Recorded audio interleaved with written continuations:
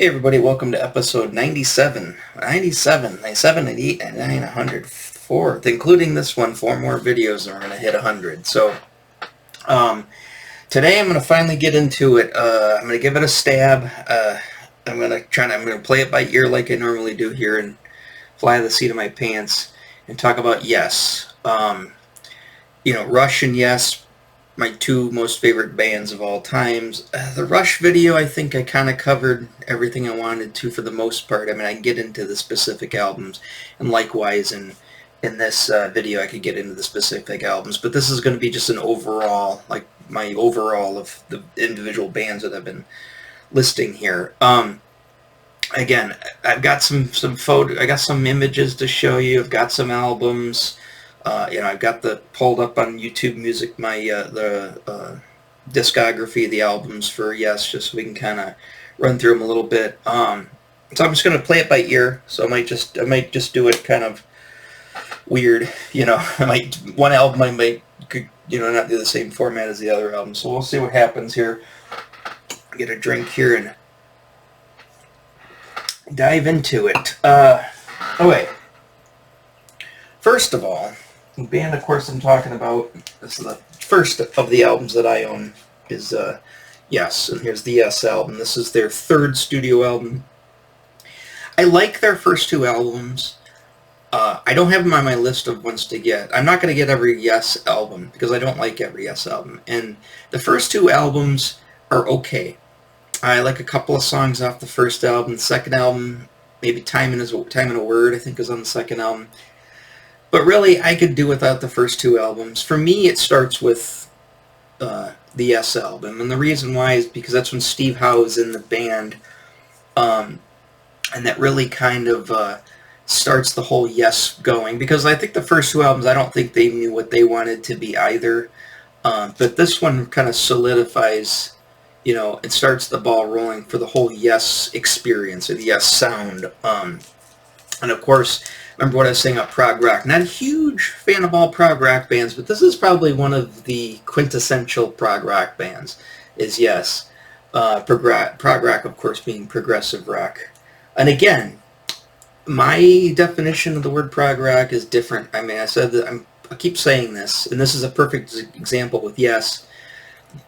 Again, they didn't know what they wanted to be in the first two albums, and they progressed to this.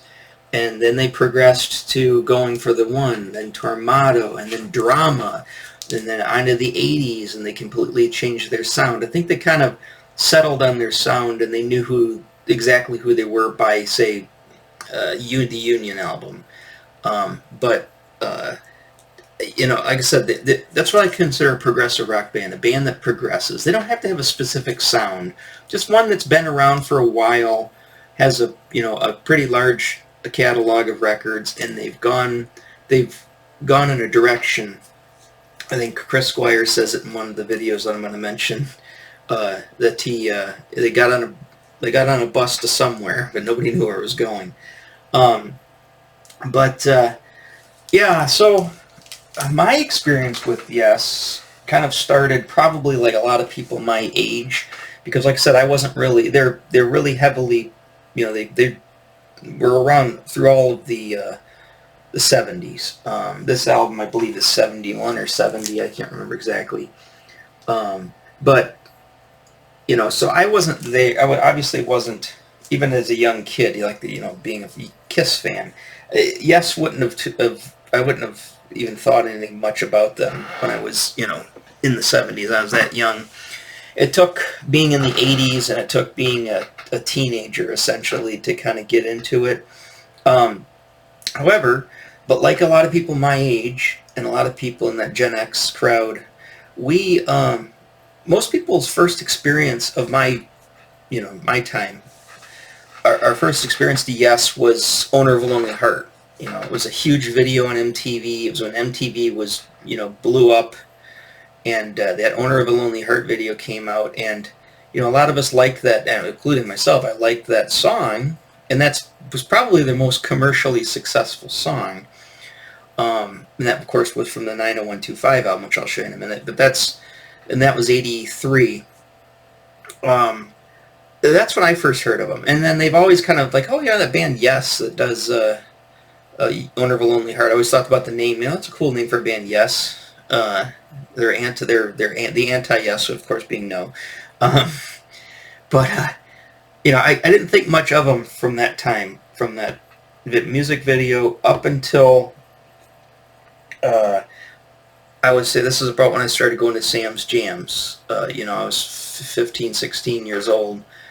You know, in 88, 89, started going to Sam's Jams, and right about that time also, oh, actually, take that back.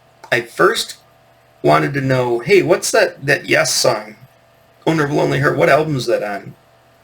And somebody said, oh, it's 90125. Oh, okay. So I was going through all the records. I was looking for a lot of the Rush albums, and then boom, you know, I end up. Oh, I guess I'll show these out of sequence. I come across. Actually, before I say that, I came across this, and it's kind of funny how I obtained this particular copy of the album. But I came across this, and I see Yes, and I see right on the top 90125 live the solos. I'm like, okay. I look on the back, and I don't see Owner of a Lonely Heart. It doesn't say it on there. But it did have these pictures of this picture. I don't think I got a better image on this, so I guess I'll show you the other. Came across this, and I was like, oh, those guys are kind of cool. I was like, wow, that guy, who does that guy look like in the middle? I remember recalling, there's a book my friend had, and it had, like, celebrity lookalikes, and they said, John Anderson looked like Larry Bird. Yeah, I can see that. It's like, I didn't know who any of these people were. And this guy here, I was like, who is this crazy guy with the bass guitar? Because I didn't really recognize them in this photo from being in that video, because they're all in those black suits, and they barely showed them. So, it was $1. I was like, all right, I'll pick it up. So I grabbed it, and I got back over, and I think my one friend was there, and I said, hey, I got that Yes 90125 album, but Owner of a Lonely Heart's not on it. And he said, yeah, it is. And I showed him this. He looks at it and goes, what's the Solos album?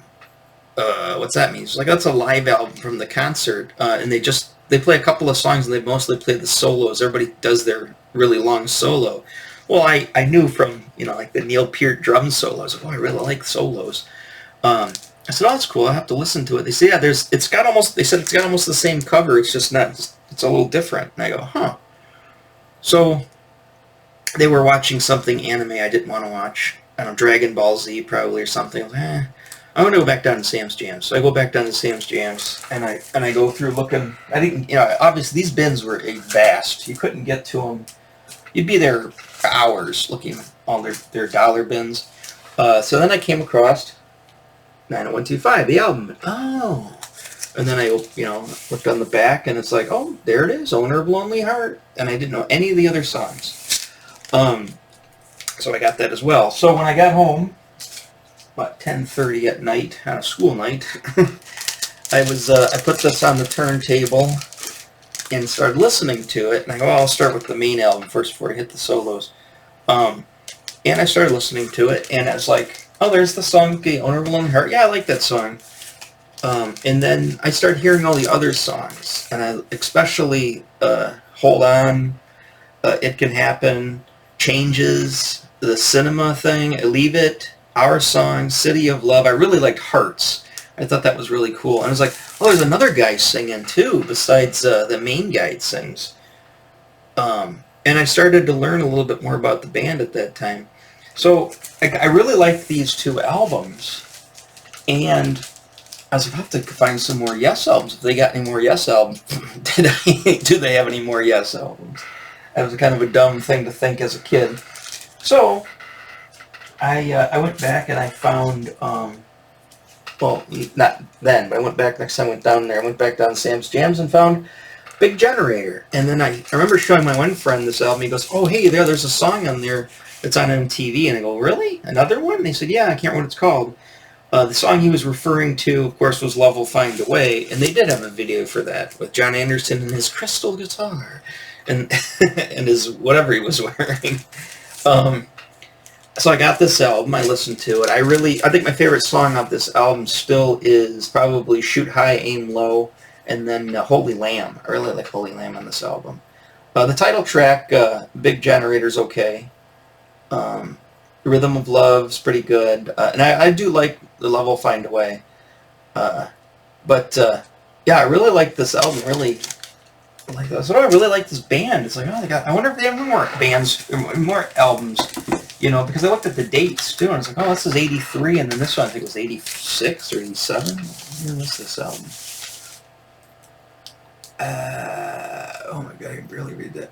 '87. So this is '87. I go, oh, that's a 4-year gap. Like, what's going on with this band? What else were they doing? Another dumb question. What were they doing, right? Well, actually, they weren't really doing much at that specific time, but I didn't know. I had no clue. I didn't even know what prog rock was at the time. I just considered it like 70s rock. I just called everything that started in the 70s rock, but I didn't even know that was a 70s band yet either. So I'm only aware of these two albums.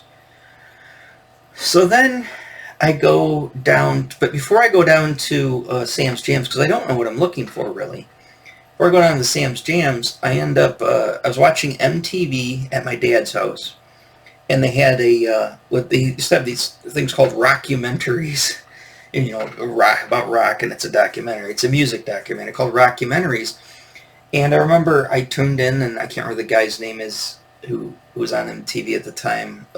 He did like not the news guy, one of the other VJs. He did this, you know, rockumentary on Yes, and I learned it all. I mean, it basically told me I'm not going to tell you. I mean, you can go and find this easily on YouTube, and you can even find the big video. I'm going to talk about Yes years, but it'll give you all you need to know about Yes if you don't know much about them. If you do know about them, I mean, everything that I tell you, yeah. So you're basically listening to my experiences at that point, because you know everything about them already. But I watched that whole documentary, and I was like, oh, wow, they're a band from, like, the 70s. They actually started in the late 60s? And it's like, and they were playing, like, old footage from, you know, with, like, Yours Is No Disgrace. They played, you know, No Opportunity, No Experience Necessary from the first Yes album. They showed the first couple of albums, and then they're talking about the Yes album, and they're like, oh, their breakthrough hit Roundabout with Fragile, and I'm like, oh, and Close to the Edge. I was like, oh, these names sound so cool. And then they're talking about, you know, with album covers, you know, by legendary, you know, artist Roger Dean. I was like, oh, I love those album covers. What is this? It's like Tales of Topographic Oceans. Just that name, Tales of Topographic, what?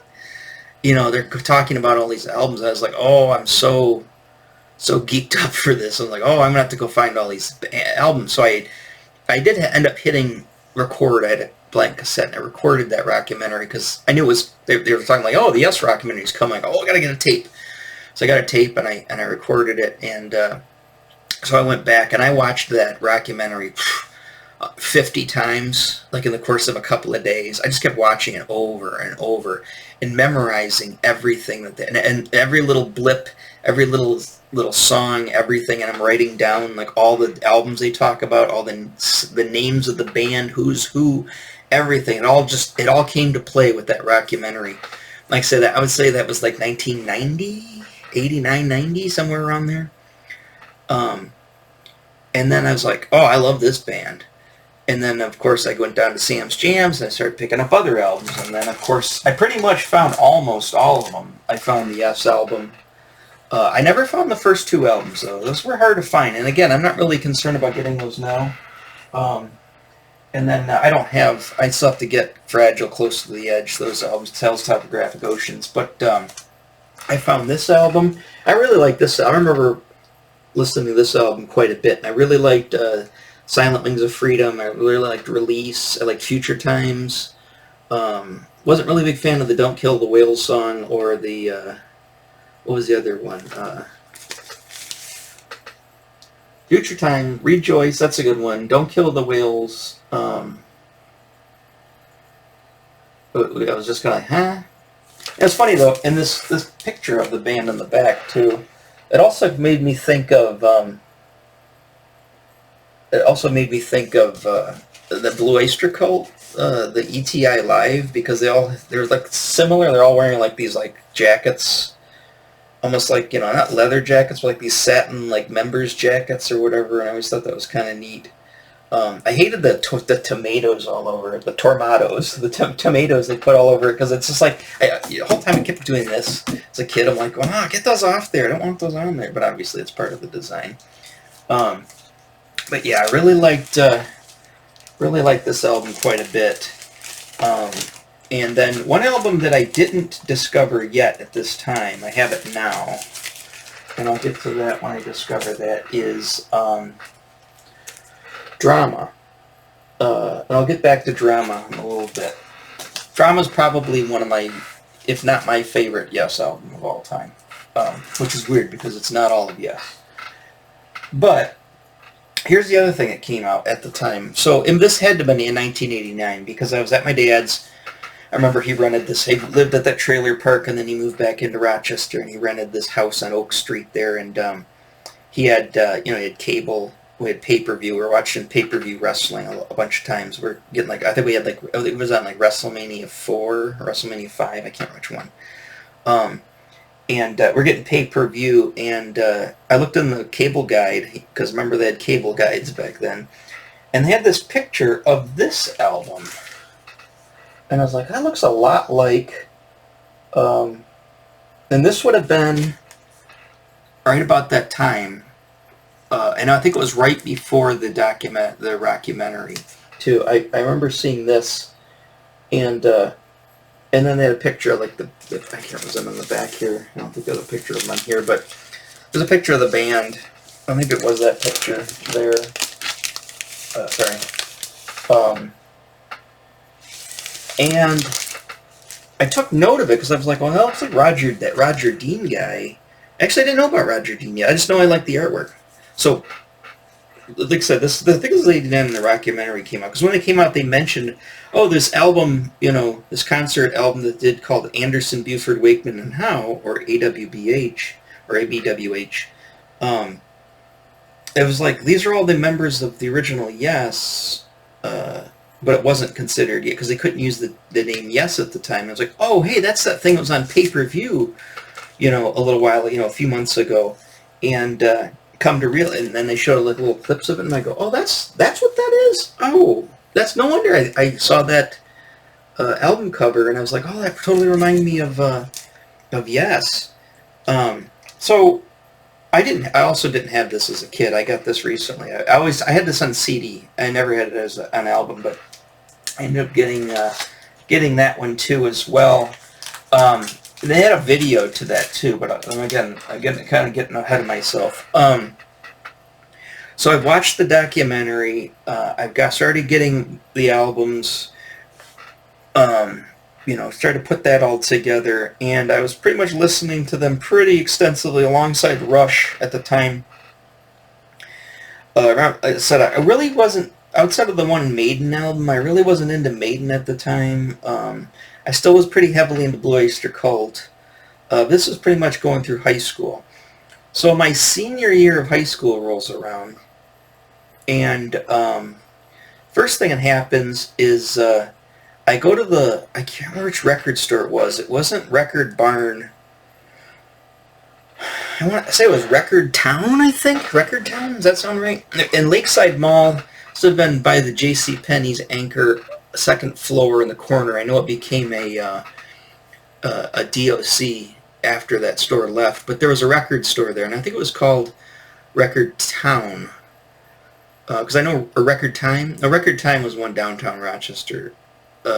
Record Town, and I was in there one day. This was like right out of high school. I think I just graduated, and I went to the mall, and it was summer, and I came across, I was like, oh, let's see if they have any Yes cassettes. For some reason, I don't know why I'm looking at cassettes, but I was like, I'm looking through the cassette. They had a lot of cassettes, and I came across Union.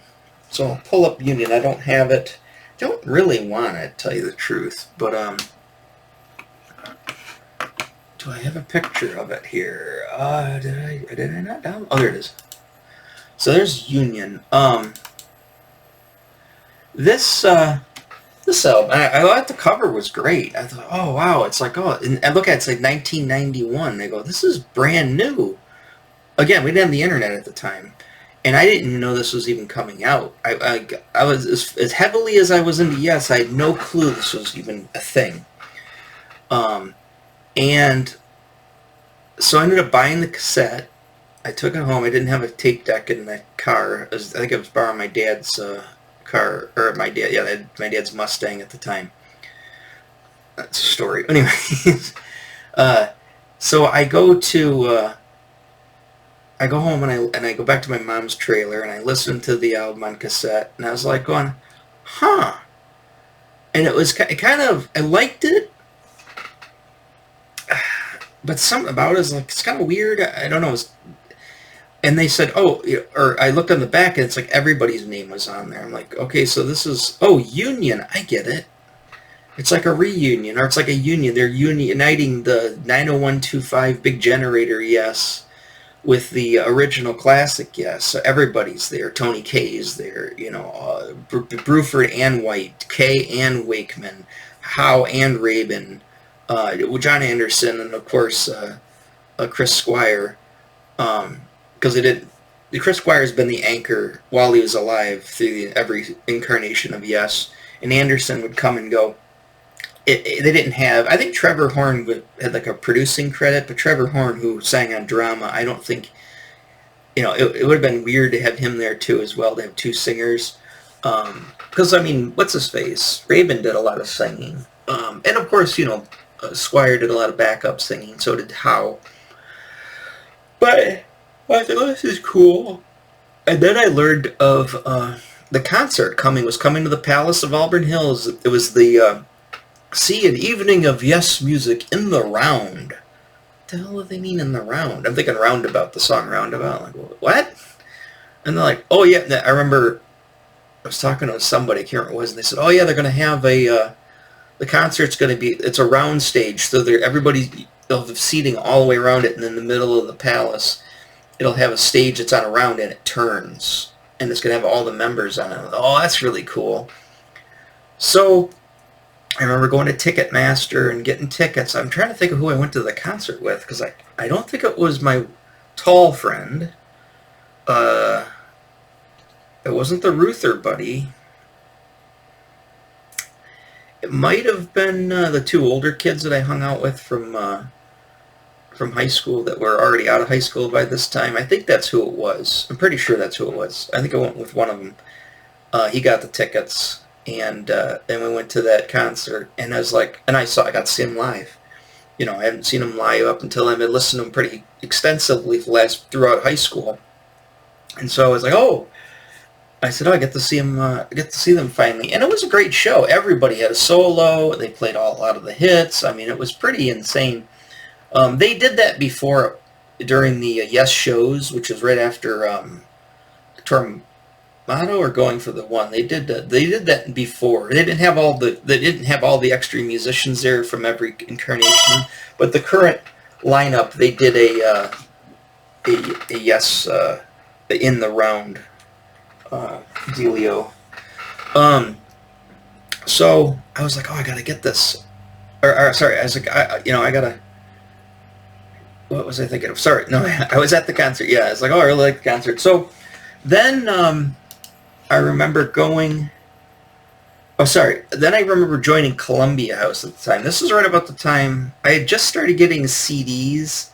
Right around this time, I was kind of late to the game with the CDs. I liked my vinyl so much, and I was still getting tapes, that I was kind of a late adopter to CDs. And now I've abandoned CDs. But at that time, I was like, oh, I'm going to join Columbia House and get a bunch of free CDs, and then go from there. And I don't know what the first few albums I got. I remember I had a Blue Oyster Cult. I had. I think I had 90125 and Big Generator from the CD Club. I can't remember all of them. But anyways, right about this time, they had an advertisement. They send these little booklets that come over email and, tell you what's new, if you wanted to order any of that. And I think if you got if you ordered, because you had to buy two albums at full price, which were like $22. They're more expensive than they were at Harmony House. But that was like your deal to, your obligation to fulfill your, agreement for getting the free CDs for a penny, 12 CDs for a penny. And one of the ones that came up, and this counts as your two. If you buy this one, it counts as your two obligations. And it was a box set. And then my mom just had a box, or she got a Rod Stewart box set on cassette not that long ago. And not that I'm a huge Rod Stewart fan, but I thought that was neat. I said, oh, this is kind of neat. This box set had like a book and stuff came with it. Well, they said, oh, it's a CD box set called Yes Years. I'll pull that up here. There it is there. So they had this, and they supposedly had a record, an LP version of this. I'd like to find the LP version of it. I don't know what happened to my CDs or the booklet or whatever happened to the box set it came in. But I really liked this a lot. This was really cool. And I kind of stopped buying the CDs of the albums at this point because pretty much every good song was on. They came with 4 discs, disc 1, 2, 3, and 4, and it had pretty much everything that you want to know. It even had stuff that wasn't on the other albums, some lost tracks from like the sessions tapes and stuff. And I was like, oh, this is really neat. So I had this, and then I ended up. I did see this when I went to this last summer when I went to the record store in Grand Rapids. They did have this in the bottom. It was $25, and it had everything to it. And I told my son, I said, you should get that. I said, because he was wanting CDs. Like, I don't really want CDs. I want to hold out for the album version of it. But that's the thing I had as a kid. We didn't get it, but anyways, so I was at. Camelot Records was still there, and in Meadowbrook Mall. It hadn't closed down yet. I was at Camelot Records, and I was going through the videotapes, because I really liked my Show of Hands, and I loved my, my videotapes. Oh, before I get into that, this actually happened. Was this still when I was in high school? This might have been right. Yeah, I think it was still in high school. I did get this. I think I got it at Kmart. This was as you notice, this is the 90125 live solos. This is the live concert, from that. It was the videotape. I was like, oh, really? I think it was like 1999. I remember it was weird because the tape came out of the side. It didn't come out like a regular VHS. It came out from the side. So I ended up getting this and watching that concert. And that's the same concert, they're in those, like the Chris Squire, the Doctor, and all that stuff.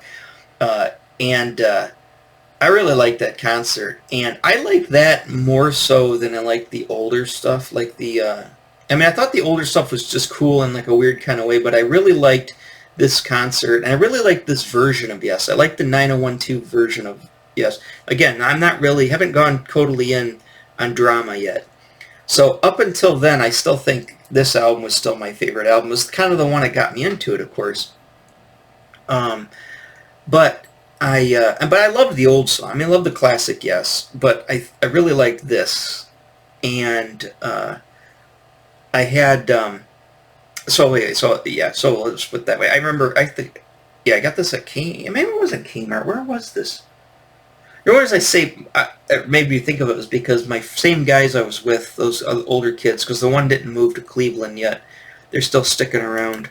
I was with them too. We went up to Camelot, and they had the Yes Years a retrospective. And I got this videotape and came back. And this was like, the rockumentary from MTV was great, but this was and you can see this. You can go on, just look up Yes Years retrospective. It's on YouTube. I think they broke it into 4 parts because it's about 2 hours long, and it is probably his most comprehensive video or documentary on the band possible. And I literally, this is one of those tapes I literally wore out. Like, it stopped working, and you could barely keep it tracked because I watched it so many times. And I'm talking, when I say how many times I watched this video, I probably watched this, just 1 minute. Sorry, I had to take that real quick. That was Jordan from Electric Kitsch, my record store. I took that. Remember, I took the Kataxin Burning Fire bass in to get it set up. He's just calling me, telling me it's done. So I'm probably gonna try to get there this afternoon, if not maybe tomorrow, and go pick up the bass. And like I said, I'll probably next video. I'm not gonna do a whole video on it, but I'll show it to you. You guys can hear it a little bit and see where it, got it set up and see how he did on it. I'll probably get it today, and I'll probably know how he did on it. So that won't be a live experience, but I'll talk about it. Anyways, okay, back to Yes. Let's make sure I'm still recording. Yep, we're still good. So yeah, the Yes videotape. Like I said, I literally wore this tape out, and I watched it. So we're talking, this is 1991. I got it probably in like late summer of 91. Maybe into the fall, actually. Actually, I think it was into the fall because I'd started college, my freshman year of college that year, which I ended up quitting second semester. And so I had this tape right around that time. I might even have been... So I worked... When I first got out of... Let me give you a little background. When I first got out of high school, I didn't know what I was going to do yet. And I did enroll at OCC to start taking classes. I had an English class and a geology class to start out with, and I should not have taken geology. Remember, I barely got out of high school. So I should have started out with some fun classes to kind of get used to college. I didn't. I took two of those, and I had no car at the time. So I had no way to get to and from school. And it was, the OCC was pretty far from the trailer, right? So, and at the same, I think at the very same time, the Mustang died. So we didn't have my dad didn't have a car. My mom she just bought a 91 Sunbird, Pontiac Sunbird, a white one. And she wouldn't let me go near it. So I had no vehicle. And it's just like, okay, well, I'm going to start college in the fall. How am I going to get to and from college? So I said, I better get a job and start working now. So that summer I ended up getting a job down at the Mr. B's bar downtown Rochester. Started out washing dishes, then I started working as a pizza cook. I never made it as like a full cook there, but I was pretty much pizza cook dishes. And it paid like, I don't think it paid $5 an hour. I think it paid like $4.75 an hour. And the nice thing though was you got tips, like the waitresses and stuff. They'd all come back and they'd tip I had like a picture that they would put on by my dish when I did dishes. I didn't get tips as a pizza cook, but I think they paid me like a quarter more or something as a pizza cook. But I got tips as a dishwasher. From the waitresses, because I was basically just doing all, they didn't have to do the dishes, so they'd stuff a bunch of money in that thing, and that, of course, that money I didn't have to claim. So I was getting $4.75 an hour, but really when I dishwashed, which I kind of wanted to dishwash more than doing pizza. The only thing is, when I did pizza, I didn't get as dirty, but when you get a dish, don't ever be a dish dog. It's not fun work, and you can never get that smell out of your clothes. Anyways, I worked there, and I was pocketing all his cash, and it was, it was pretty decent amount of cash, not a lot, but I mean, I think on the weekend I'd work Friday and Saturday night, and I'd walk home with probably $100 in my pocket, plus whatever the 6 hours I was there. Or 8 hours I was there, and got $4.75 an hour times that. Of course, they had to tax that one, but so I was doing that. I was doing the dishes, and I was trying to save up as much money as I could to get a car before school started. And there was a guy who worked down at the bar, and he was going to sell me his car, but that never panned out. And I just couldn't find a car, and I maybe had $1,000 saved up, if that. And I didn't have a lot for a car, so I never ended up getting a car right away.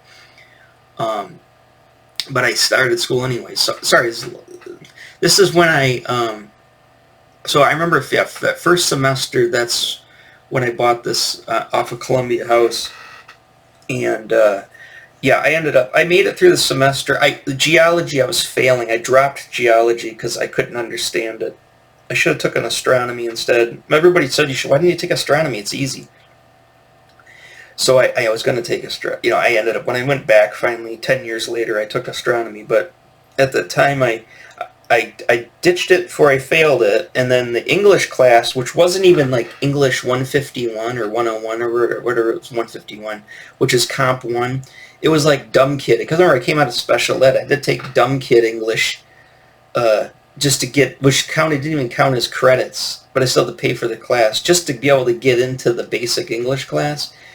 And I got like a D in it.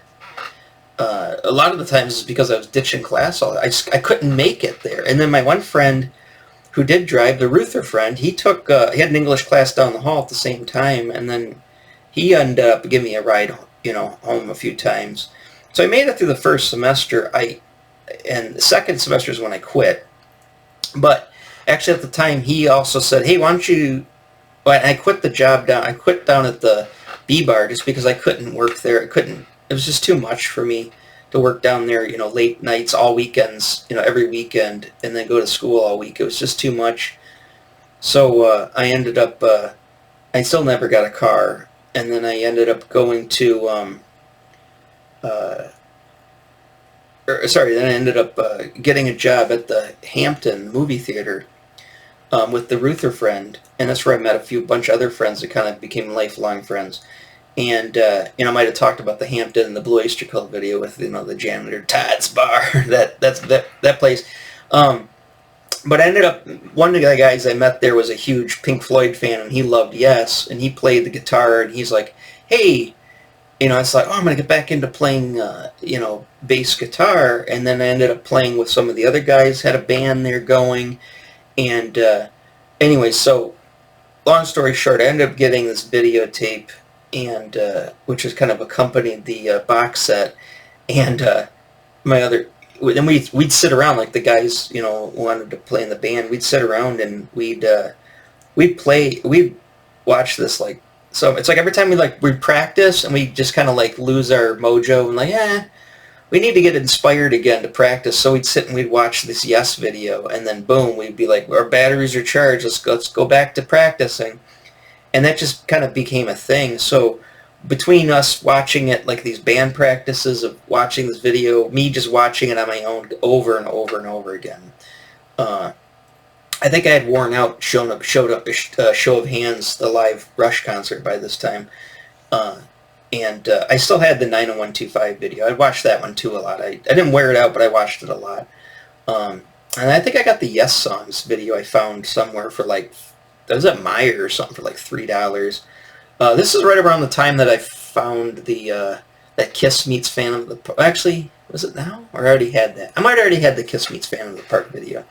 But anyways, yeah, so this kind of solidified my love of Yes. And then when I met some other guys who were going to start a band, which became lifelong friends, and this is when I finally moved out of my my mom's trailer on my own for the first time. I had quit school.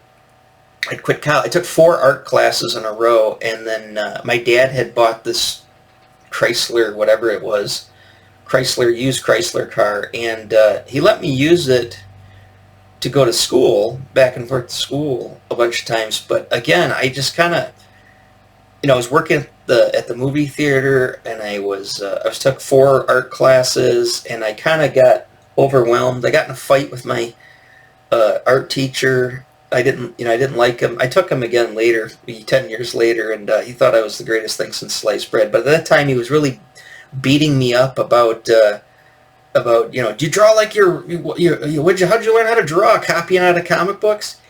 Yeah, that's how I learned how to draw. I was copying out of comic books.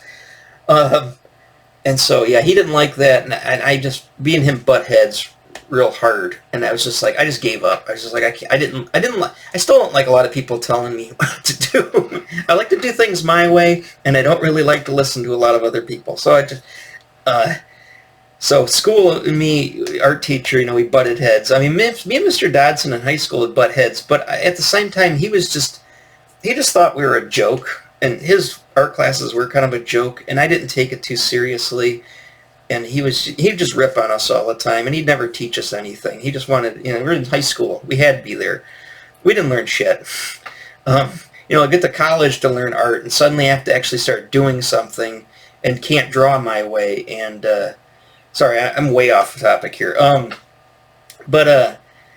Yeah, I thought that's funny too. In this video, Tony K says something like, "Oh yeah, when I got out of high school, I went to art school, but then I got kicked out of art school, like many of us did, right?" And it's just funny. I'm just like, yeah, I kind of can relate to that. I went to school for art and I quit.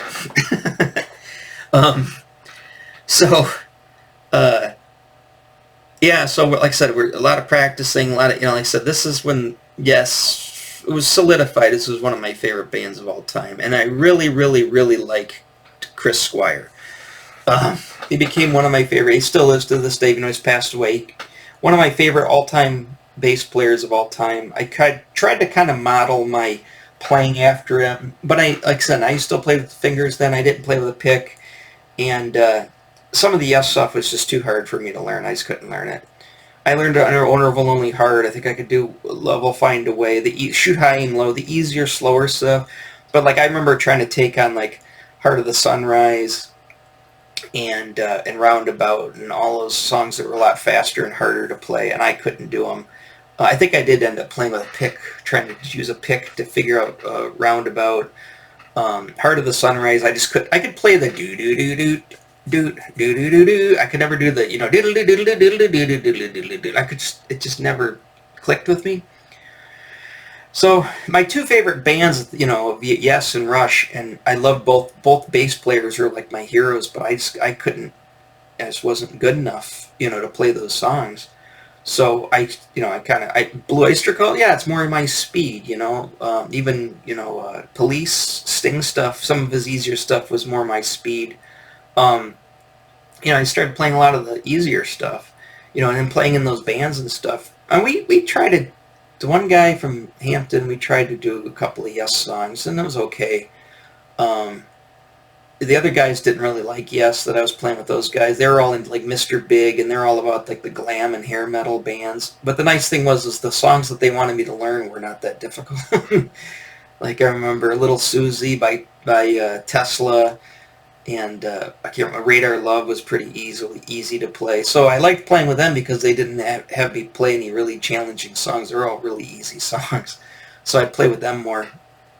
And then I was replacing another guy who played bass who I became friends with as well too. And there was some, I don't know, there's some weirdness going on there. It's funny because, again, this is Yes related. Watching this document, I realized how much the personnel changed in Yes, and how these guys' egos all kind of got in their way, and they all had, and they still do, the ones that are still around, their egos got in the way, and there's, I saw that firsthand, playing with these people. It's like, I'm playing with them, and then suddenly, these guys, and then I met that other crew that ended up moving out and going in them, and we're we're doing all the sessions.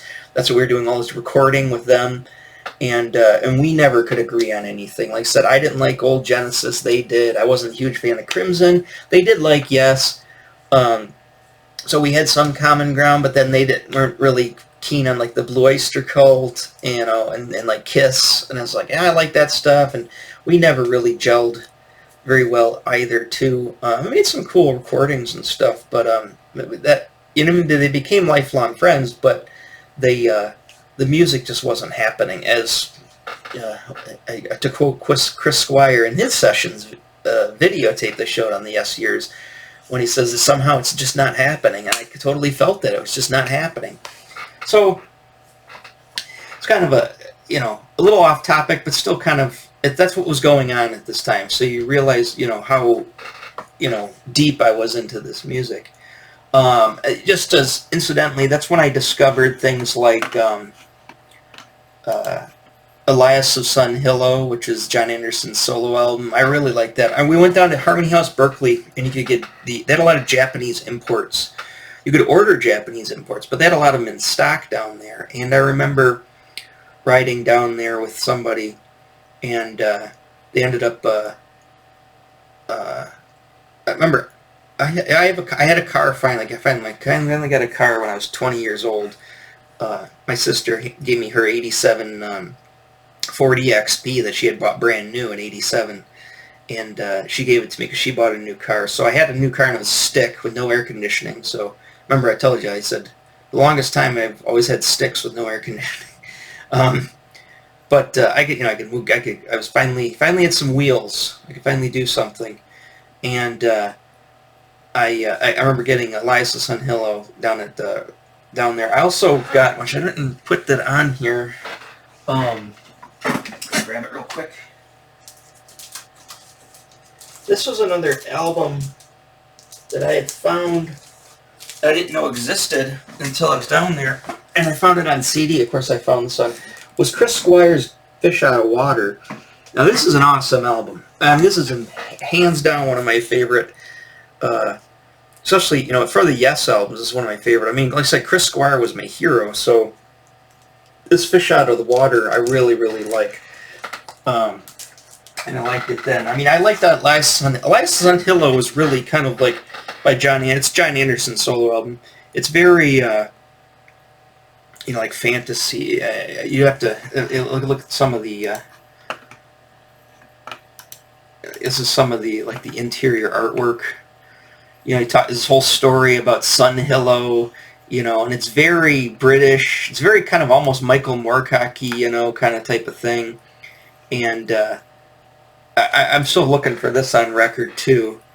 I only had that CD that I bought down there. But yeah, I mean, I really like that whole thing, this whole concept, with all the artwork and everything. And again, I mean, it's, I said I was an artist trying to be a musician, just trying to, make it in my early 20s too, or at 20 years old, and all of this stuff, and then trying to, do a comic book. And so a lot of like my influences of the like the prog rock and all this stuff kind of creeped into my the comics that I was doing at the time. And then I also this is when I really heavily got into Heavy Metal magazine and started reading a lot of that, more offbeat, kind of science fiction, fantasy comics from like French artists and Italian artists and Spanish artists, and a lot of nudity, a lot of that stuff in there, a lot of overt sexual stuff. It's just like all this, I'm not 20 years old too, so you could tell the type of mentality I was at the time.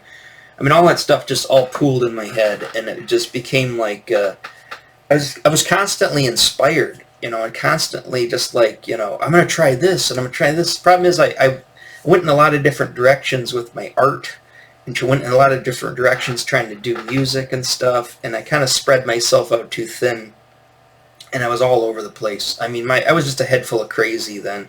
So a lot of the stuff that came out of that I, kind of look back on, like Danger Man was a comic. I mean, I'm not going to get super into detail in the comic. I think I got a Danger Man comic sitting around here somewhere. But I got into this,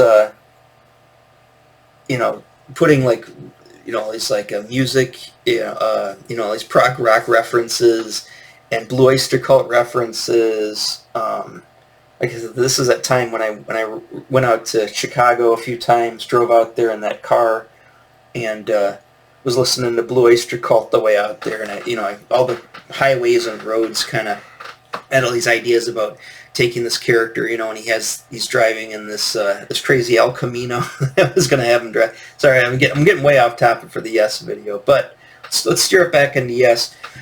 So at this time too, also this is when I started to get into drama, and I really heavily got into the drama album. I would say more so the late 90s when I really started, I was kind of bored of listening to the same albums all the time. I was like kind of going through Yes's discography, and I was like, well, what's some stuff I haven't really listened to that much? And I really got into drama, and then I had to teach myself Tempest Fugit on the bass, and had to teach myself the Machine Messiah thing. I actually did a recording once, that was very Machine Messiah-esque. and you know, kind of doing that type of deal. And like I said, they've still to this day probably one of my favorite bands. Sorry, I'm kind of should try to wrap this up. I mean, like I said, I could go deep into each one of these albums, obviously, and tell you, because, you know, I spent time, I would go through different moods, and I would also go through different moods with the classic Yes, and then, you know, the 80s Yes. But let me leave it on this here as far as Yes goes, because these are all the albums just in general. Let's look at this chart. We'll close on this. So, sorry, I think my rosacea is coming back, so it's making me scratch my head a lot.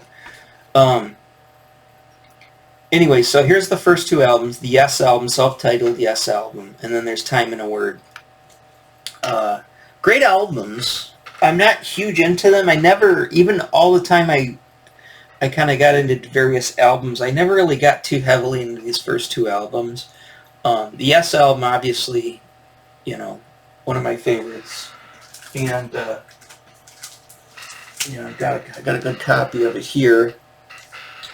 What else we have? So, yeah, Fragile and Close to the Edge. Actually, speaking of Electric Kitsch, he had two really good copies of those. I think they're like $12 a piece of Fragile and Close to the Edge. Everything was with them. The only thing I didn't like about it is somebody wrote their initials on the cover. Not huge, but like I could see initials. That's what turned me off to buying those two copies, but then they sold. I should have bought them because I haven't seen copies in that good of shape. I mean, the jackets were perfect except for the initials, and the inside jackets were great. I should have bought them, but I didn't. But I still need to get those two albums. Yes Songs I would like to have. That's the live album. He had a copy of Tales of Topographic Oceans. I think it also had the same initials on it. Good copy, though. I should have bought it. Never did. Yes Songs, I'd pick it up if I could find it. Or is it Yes... I can't read these. That's Yes Songs. This was Yes Shows? I can't remember. Oh, Yes Shows is here. Yes Year. Oh, it's Yes Years, and this is Yes Songs, or vice versa. I think that's Yes Years. That's like a best of. So I already did a best of, and then the Songs was the live album. Or it's the other way around. I get those two mixed up. And there's Going for the One, and then I've got Tormato. Again, there's Tormato there. I would like to get... I've seen Going for the One a couple of times. The best song on Going for the One is obviously Awaken, hands down. Parallels is good, but Awaken is really a great track on that song, on that album. Tormato. Drama, of course, you know, I was just talking about Drama. And like I said, Drama was Trevor Horn and Jeff Downes. So, Jeff Downes and Trevor Horn, obviously from the band The Buggles, and they had Video Killed the Radio Star. Actually, it was the first music video ever played on MTV. Video Killed the Radio Star. Anyways, they put out, they ended up joining the band, Yes. This is when Anderson and Wakeman had left the band after Tormato. They got kind of sick of each other. And Chris Squire and Alan White wanted to keep the band going. And Steve Howe was, you know, Steve Howe would just play along with anything. So they were going to record, and they were going to call this a band. Actually, no, they were going to call it Cinema at the time. I think they were still going to call it Yes. And they needed a singer that could sing Yes songs, and they needed a keyboard player. So they got Jeff Downes from The Buggles on keyboard and Trevor Horn to sing. Not to be confused with Trevor Rabin. So Trevor Horn, they recorded Drama, and like I said, to date, it's my favorite Yes album without Anderson, but that's not saying much because it's one of the only ones back then without Anderson. But I'm trying to frame it. It's my favorite album, but at the same time, I like Anderson, so I'm probably going to say 90125 is still my favorite Anderson. Yes, and then this one, of course, is my favorite non-Anderson Yes, is Drama. So, and then Yes Shows, which I think came out before Drama, was the live. That was a concert, the first concert in the round they did with the classic lineup. from these two albums. It's kind of their tour of these two albums here. Actually, I think it was before Tormato. I think it was just their going for the one tour. Classic Yes is just the best of all the Classic Yes. So pretty much that came out before the 80s too. So it's basically, and I don't think drama songs were on it. So it's everything prior, best of there. I just had that on record. You could find like that copy of that everywhere. I think I ended up giving it to my son. I think he took it. And of course, we've got 90125 and 90125 solos there. So those are those two albums. Probably still my favorite. And of course, Big Generator, which is weird. That Big Generator is the CD cover, which I think is the inside sleeve. No. So that's the CD cover, has that yellow Big Generator, and the record album has the green and blue, which I always thought was kind of weird. But Big Generator, great album. Again, Union, I want it just because I have some fondness of that time when I found it on cassette and it was brand new, but I'm not a huge fan of that. And one thing I gotta say about Union pretty much is just Anderson, Buford, Wakeman, and Howe revisited, because I think the four of them did like 90% of the music on that, and I think there were all tracks that they didn't go onto this, and then they ended up, well, let's just get the rest of the guys, we'll do this Union thing, and then I think they did like one song, which is I can't remember what the name of the song was. Lift Me Up. I think Lift Me Up is the only song on the album where all of them play on it. Otherwise, it's just Anderson, Buford, Wakeman, and Howe all the way through. But I might get it. I see it cheap on record. I'll pick it up. Like I said, the Yes Years, I would love to find the box set with the records. That would be great. And I'm pretty sure it exists. I'll go on Discogs and see if that exists. But I would love to have that with the booklet and everything.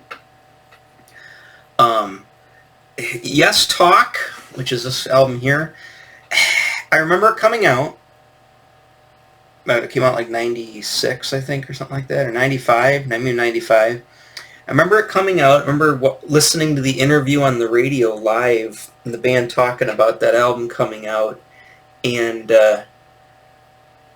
it's the 90125 lineup. So you think, oh, great, and I liked it when it came out. After listening to it, and after it doesn't hold up very well, and it's not a great album. However, I did go to that concert at Pine Canab. I went to see that tour, which was the 90125 Yes. So I got to finally see the 90125 Yes play live, even though I'd seen the Union, went to the Union concert. So this is my second Yes concert, and I saw them there at Pine Canab, and it was a great show. Played a lot of classic stuff, played a lot of stuff off of 90125 and Big Generator, which is great. So even though I didn't like the album, I loved the tour. And then prior to that, I think in between there, I remember with my one friend, we went and we saw Steve Howe play by himself at the Ritz in Roseville. And it was just like an acoustic evening with Steve Howe. And he came out afterwards. He came out, and sat down at one of the tables and was talking to people, and signing autographs and shaking hands and stuff. So I got to meet Steve Howe, more, hey, how you doing? I love your music, I love you. So, I'm freaky, I'm crazy kid. I actually wasn't, well, I was probably 23 at the time. 22, 23, maybe 24 at the time. So I saw that. So now, Keys of Ascension, I don't remember it coming out. And again, so here we go. I'm going to say I don't want the first two albums. I want everything in between up to Yes Years. Talk, I could do without. If I find it like for $3 or something, I'll buy it, fine. But I can do without it. After then, I stopped paying attention to the new band. It's like, I did not like Keys to Ascension. I didn't like I can't even read it. Whatever the albums that came out after it, The Ladder, Magnification. And then when they ended up getting the new guy, and Anderson finally left, I didn't really like that band as well, although I did go see, this is the last time I saw Yes in concert, was at Freedom Hill. So it would have been like 2017, 2018. My buddies took me to see Yes at Freedom Hill there on Big Beaver in Clinton Township area, that area. And it was Steve, and they did all of Close to the Edge. They did all of Drama. That's why I wanted to see it. And it was Jeff Downs is there, Steve Howe, and of course, also remember, Jeff Downs and Steve Howe quit Yes also to form Asia. So there's that connection. If you watch my Asia video, there was that connection there. But they were going to play all of Drama. Alan White was supposed to play, but this is when he was starting to get sick, and of course then he ended up passing away. But Alan White, the drummer, was replaced by some session guy. I would have loved to see Chris Squire one more time, but he also passed away, so I can't remember. Maybe Squire died in 2018, but obviously Squire had just passed, so they got Billy Sherwood to play bass, and I didn't get to see Chris, and then they had that new guy who looks just like Rick Grimes from, I always call him Rick Grimes from Walking Dead. It's like, oh yeah, Yes's new singer, Rick Grimes. He's like he looks like a long-haired version of Rick Grimes, which essentially kind of has like a Viggo Mortensen, Aragon look to him. I don't know, he's just kind of he has a distinct look to him. But he sings too much like Anderson, and I'm not a huge fan of him. And he's kind of the guy that's in Yes now. Alan White's passed away too, so pretty much I think Steve Howe is still playing. Steve Howe is the only founding member still left in Yes. Anderson won't play with Yes anymore. Anderson was playing with Trevor Rabin, strangely enough, and Rick Wakeman. But I don't. Again, I keep coming back to this, but all of my heroes, I don't like seeing them old. I don't like it. It literally depresses the shit out of me seeing my heroes old. I'd rather, like Chris Squire, rather than be gone and remember them than see them old. And I really don't want to see them play live when they're old. I think at that time, Steve Howe was already looking like the Crypt Keeper at that point. So I wasn't really, it was okay, but like I said, I just don't want to see these guys, and I don't like any of the new music. I guess Fly From Here, everybody's, my one buddy says, oh, Fly From Here, which is another guy, Benoit, who ended up getting fired, and then they re-recorded the album with horn, so it sounded, they said, oh, this is when Chris Scar is still alive. It's basically Drama 2 was a Fly From Here, and it's okay. And then I heard the version with horn, and yes, it sounds a lot like Drama. It's okay. I don't know. Like I said, I don't have the affinity for it. Like I said, I still love this band. I still consider them probably my second favorite band to Rush, but I just, it was a certain time frame. And same thing with Rush. Right about that same time, like 91, I didn't like Roll the Bones. And I haven't liked anything after Presto. So kind of the same thing. Blue Oyster Cult, the new album out with a bunch of new guys in it. Only, Eric Bloom and Buck Dharma still original members, and I don't like it either. Blue Oyster Cult, I would say my last album that I really liked from them was Imaginos, but not even that. I would say the ETI, Fire of Known Origins, my last Blue Oyster Cult album that I really liked, and then the live, ETI Live, but Revolution by Night and what do you call it, Club Ninja, as much as I love that album cover and the whole name Club Ninja, I'm not a huge fan of those albums. To me, those albums are kind of like Union, I guess. I have a certain nostalgia for them, but that's not really that big into them, so I'll leave it at that. Like I said, I knew this video is going to be all over the place. I'm not scripting any of this stuff, and I'm literally grabbing my albums, getting a few pictures, and just talking pretty much off the cuff about this stuff. That's why I kind of drift off into to these backstories, you know, because I'm trying to explain, trying to give context to what I was thinking at the time, and maybe it's too much context for people, I don't know. But you know, I don't mind sharing the stuff, you know. I'm pretty transparent about all the stuff that went on with me, so yeah, we'll end this video here. That's just went over an hour, so it was better that than going on for 2 hours or making the second video, which I could easily do if I really, really was to write some stuff down and go into that. But I figure I'm going to, at some point, I'm just going to focus, I'm going to do a drama video, just drama, or a video on just 90125. And I'll probably mention a lot of the same things I already did in this video, but I'll go deeper into the songs, you know. I'd like to do more analysis, you know, take notes of individual songs that I've heard thousands of times, but, you know, I'd like to give my kind of, you know, it's going to take a while for me to say something that's actually worth, well, me just blathering on about each song. You know, I'll try to come up with something that's interesting about that. So, all right, other than that, let me close it up here. I said, you know, now that the bass is coming, I gotta go back and get the bass, and we'll try that out and see how that guy sounds.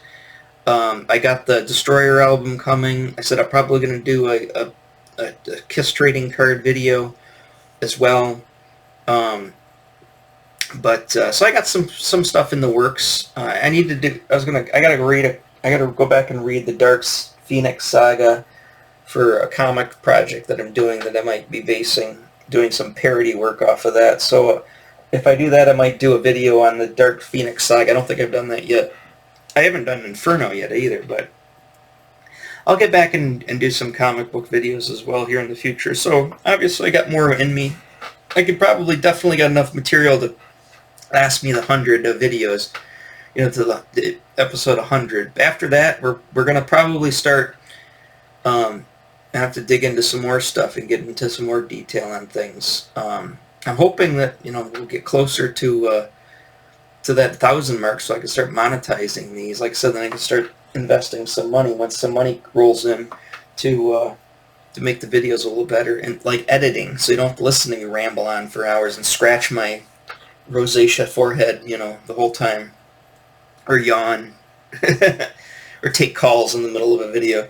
So, all right, I'm gonna let you guys go there, and I will see you on the next one. All right, bye bye.